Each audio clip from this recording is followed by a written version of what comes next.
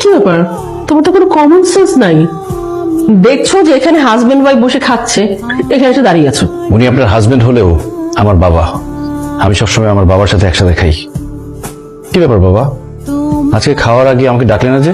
তুমি কি কচি খোকা যে তোমার বাবা তোমাকে ডাক দিবে, তোমাকে বসিয়ে খাওয়াবে, মুখে তুলে তুলে খাওয়াবে?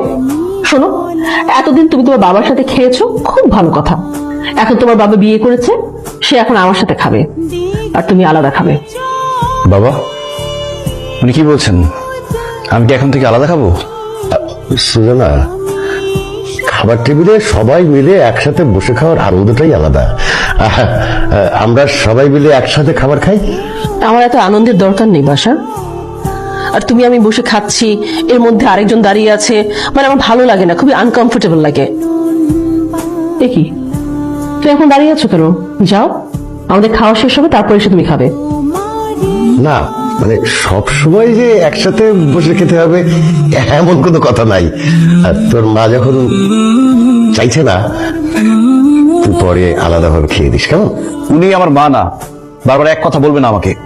উনি আমার মা হলে আমাকে আলাদা খেতে বলতো না। উনি আমার সৎ মা, আর সৎ মা কখনো আপন হয় না। ওনার আচরণে উনি বুঝিয়ে দিয়েছে উনি আমার সৎ মা। সো ফার্দার ওনাকে মা বলতে বলবেন আমাকে।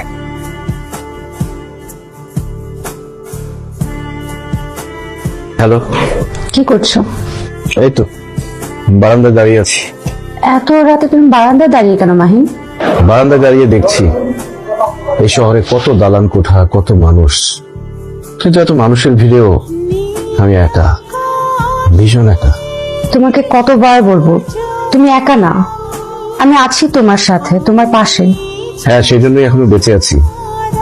না হয় এত দুঃখ, কষ্ট, যন্ত্রণা সহ্য করতে না পেরে কবেই মরে যেতাম। কিন্তু রিয়া, আমার না ভীষণ ভয় হয়। ভয়? কিসের ভয়?